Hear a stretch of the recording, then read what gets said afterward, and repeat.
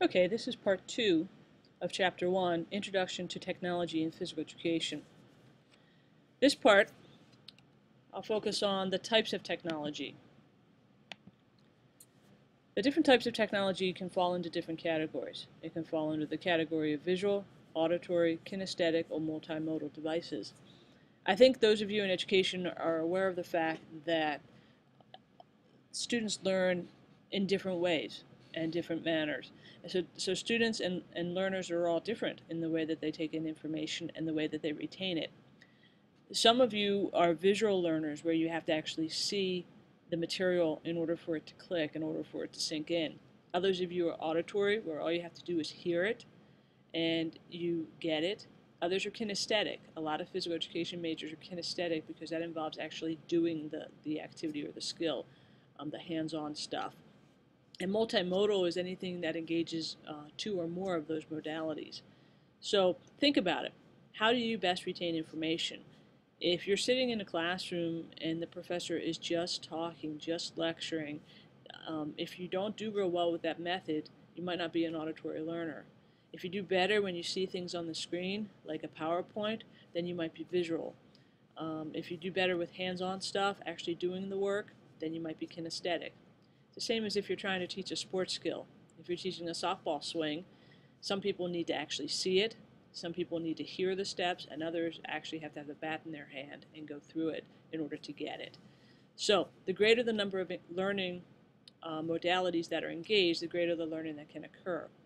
So if you can combine any combination of those, visual, auditory, or kinesthetic, then you have a better chance of reaching more students and engaging them and enabling them to learn and retain the information better. So that's something to keep in mind. Technology can help us with that. When you talk about visual devices, we're mostly talking about things that can be created with the computer and with technology. And these devices provide learners with additional information so that they're better able to understand the concepts of your lessons. So think about entering a gymnasium, and when you see pictures or you see graphs or charts, if you can play videos, if you can show them models or diagrams, whether it's a diagram of a movement pattern like a give and go, or even a movement pattern of how you want them to rotate around the gymnasium, a diagram or a picture of how to perform a skill, a video of themselves or someone else.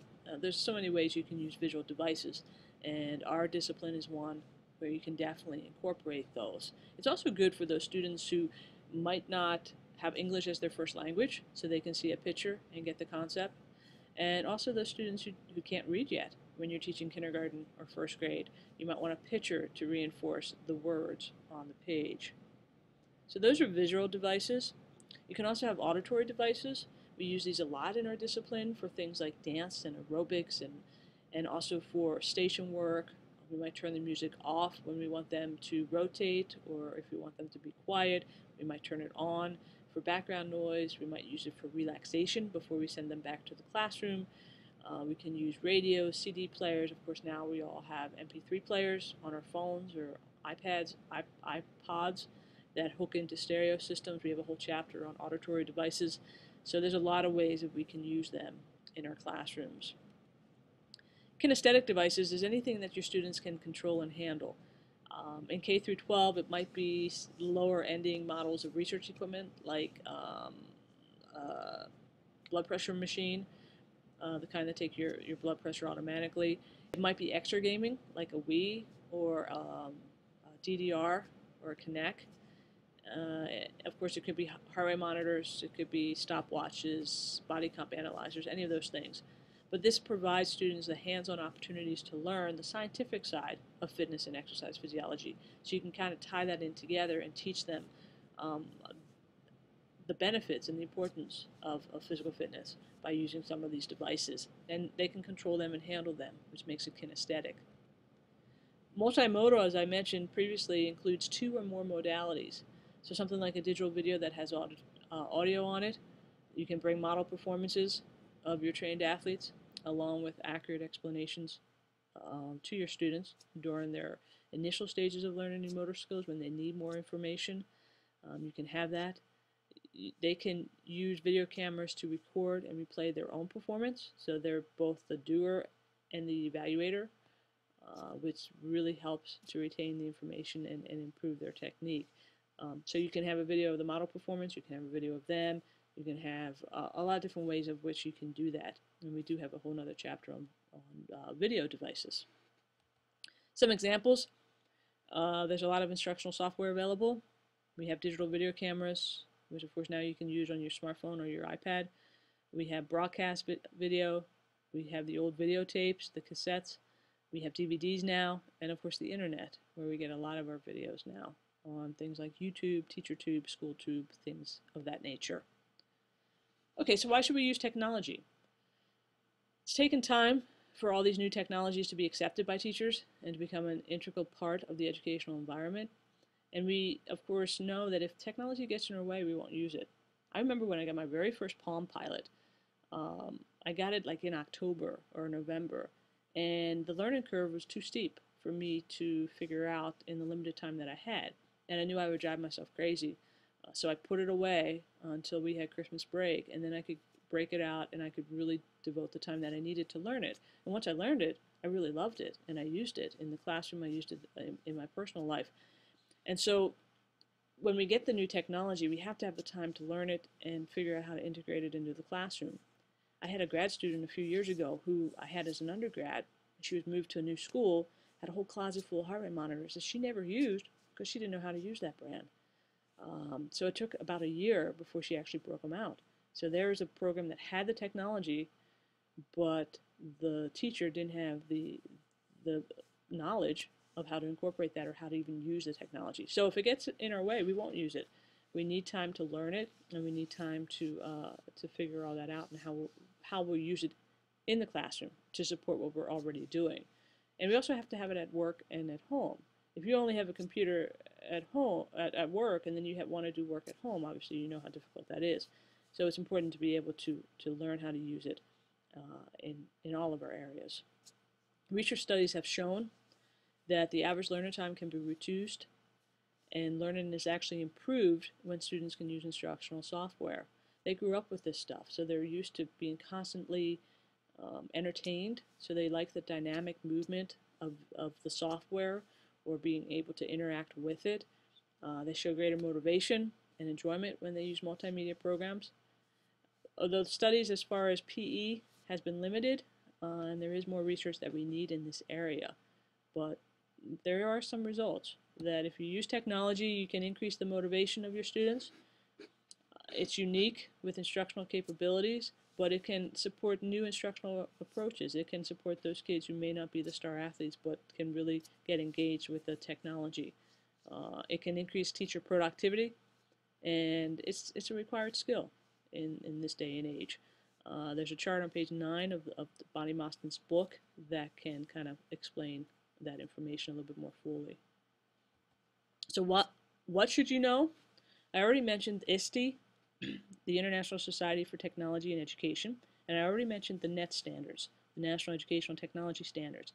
There are standards for teachers. As teacher education students, you need to know these because you will be in front of the class eventually when you become teachers. So these NETs for teachers actually clearly define what you need to know as a teacher. PE, K through 12 teachers, need to focus on the NASB standards and the NETs for students, the ones you will be teaching. Some of the legal and ethical issues. One thing you have to be concerned about is the copyright issues. Material that's copyrighted may not be used without the written permission of the author or the creator of that material. So it doesn't have to have that copyright symbol in order to be protected. If it's somebody else's work, you need to make sure you have permission to use it. The exception is to the copyright law for educators. And we have the fair use, which is a doctrine in the U.S. It was developed by the U.S. copyright law that allows limited use of copyrighted material without requiring permission from the copyright holders. So you can use this for scholarships, for review, for student projects, and for distance learners.